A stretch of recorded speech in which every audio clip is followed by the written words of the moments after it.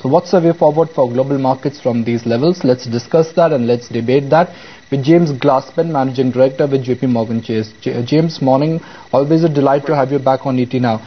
James, what do you make of the current global environment? Looks like the risk-on trade, which has fueled almost every asset class in last 2 or 3 weeks, now that is getting challenged.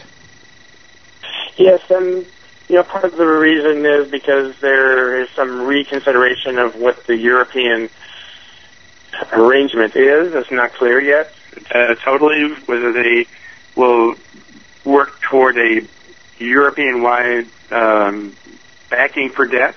There seems to be some give back on that idea.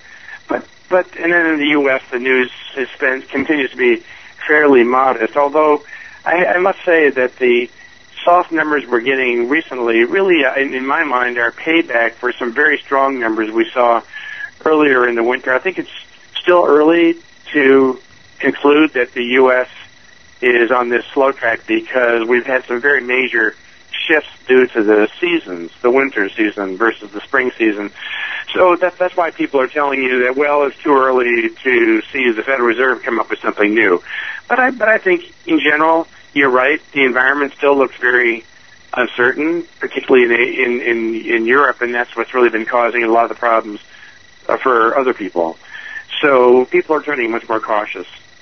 James, it's been acutely, poor jobs data that we've seen this time around in the U.S. Do you think that's trigger enough for the Fed to bring in a fresh round of stimulus? I don't think so right yet. I mean, they just announced recently that they would be extending their Operation Twist. There is a question about what this news is. It's unlikely that the U.S.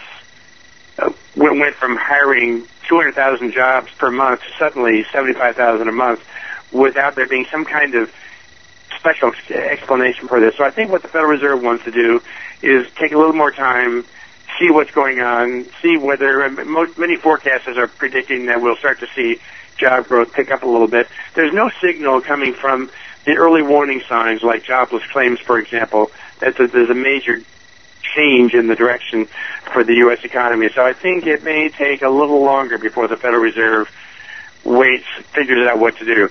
After all, interest rates are very low.